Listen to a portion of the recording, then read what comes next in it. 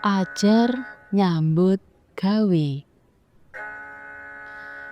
Wisang katon jlimet anggone milihi tatah kayu. Bapake Wisang kang asmane Pak Mul nunggoni apa sing ditindakake Wisang. Pak Mul nembe wae ngalami kacilakan njalari tangane sing tengen tugel lan kudu disambung nganggo pen platina. Mesti wae Pak Mul dadi ora bisa nyambut gawe kaya padatan. Panggaweane Pak Mul kuwi tukang ukir kayu. Wisang bocah kelas 5 SD kuwi rumangsa trenyuh nyawang kahanane bapake. Mula kanthi ngati-ati nembung bapake supaya entuk melu nyambut gawe ngukir. Kowe isih cilik, durung wayahe nyambut gawe. Wis ben simbokmu wae sing nyambut gawe. Kowe ora usah mikir agat sekolah. Pokoke kowe kudu sinau sing pinter. Kuwi tugas sing kudu kok tindakake. Wangsulane Pak Mul. Mboten saben dinten kula ngukir, Pak. Menawi pas prei mawon, kula janji yen boten badhe ngganggu sekolah kula. Pareng nggih, Pak? Wisang bergudung kekarepane. Pak Mul meneng sedhela. Nyoba njlumati tembunge Wisang. Saka kadohan katon Bumul teka saka dodolan ing pasar. Pak Mul banjur crita marang bojone bab kekarepane Wisang. Bumul kandha lirih marang Pak Mul sing dikandhani mesem lega. Ngene wae, kowe kena ngukir nanging ora ateges nyambut gawe. Kuwi mono mung ajar nyambut gawe. Apa kowe wis bisa ngukir? Pitakone Pak Mul nambong. Awit Pak Mul wis ngerti yen Wisang kuwi sak temene trampil ngukir. Anggone bisa ngukir merga saben dina nyimak bapake anggone nyambut gawe.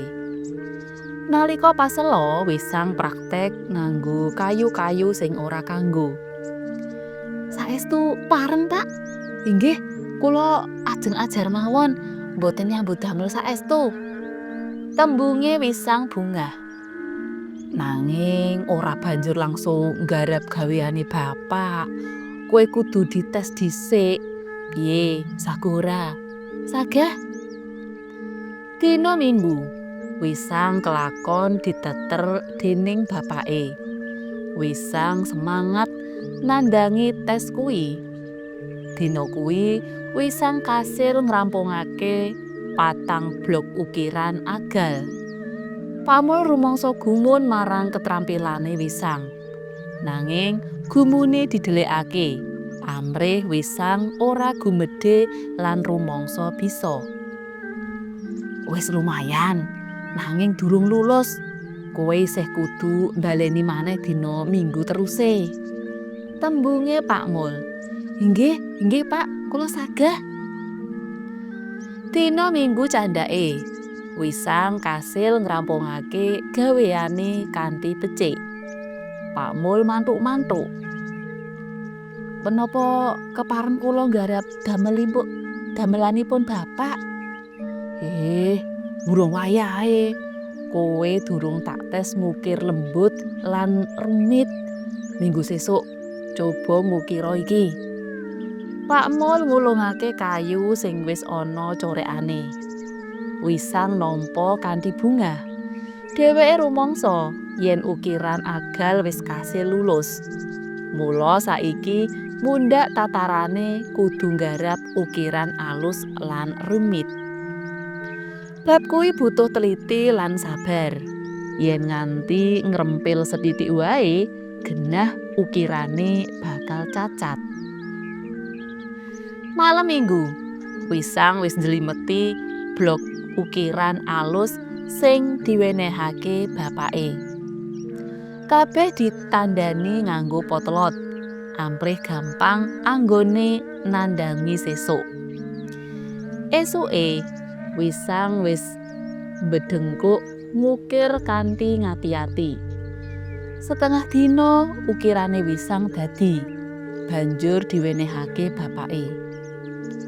Isih kurang alus, coba balenono maneh nganggo blak sing beda. Coba iki garapen. Wisang nampani blak lan banjur digarap. Durung nganti jam 4 sore, Wisang wis kasil ngrampungake ukirane. Bapake mesem lega, ora ngira yen keterampilane Wisang wis kena diandelake tenan. Bapake unjal nafas landung karo ngelus-elus sirahe Wisang. "Kados pundi, Pak?" "Wiwit sok minggu kowe wis kena ajar nyambut gawe, nanging ya kuwi tetep kudu ranking 1 ing sekolahan." Tembunge Pak Mul mantep. "Inggih." Wangsulane Wisang uga mantep. Wektu candhake Wisang kelakon ajar nyambut gawe ngrewangi bapake sing durung bisa nggarap kanthi tenanan amarga tangane pancen durung mari tenan. Kawitane kabeh lumaku becik. Wisang bisa ngrampungake gawean kanthi cepet lan becik. Nanging suwe-suwe Wisang ngrasake yen anggone nyambut gawe krasa rendet, ora bisa cepet kaya kawitan. "Ana apa, Sang? Kok katone ana sing kok pikir?" pitakone Pak Mul karo mesem. "Mboten napa-napa," wangsulane Wisang.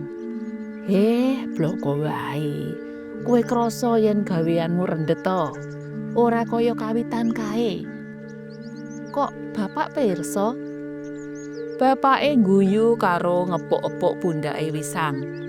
Pak Mul kandha yen biyen ya nate ngalami kaya mangkono. "Jalaranipun menapa, Pak? Kok saged mekaten?" "Coba tatahmu gawanen rene kabeh." Wisang njupuk kotak wadah tatah, banjur dicedhakake bapake. "Tatah-tatah iki wis nate kok asah durung?" "Dereng." "Lah ngopo? Wektale telas kangge natah, mboten enten wekdal kangge ngasah." "Iya kuwi sing njalari gaweanmu rendet. Kabeh ubo-rampe kuwi kudu dirumati kanthi becik. Yen tatah ya kudu diasah, dimen ajeg landhep. Kuwi minangka pralambang yen ilmu kudu tansah disinau, amprih ora kethul." Wisang mantuk-mantuk. Wisang mangerteni banget tegese tembung kuwi. Cutha.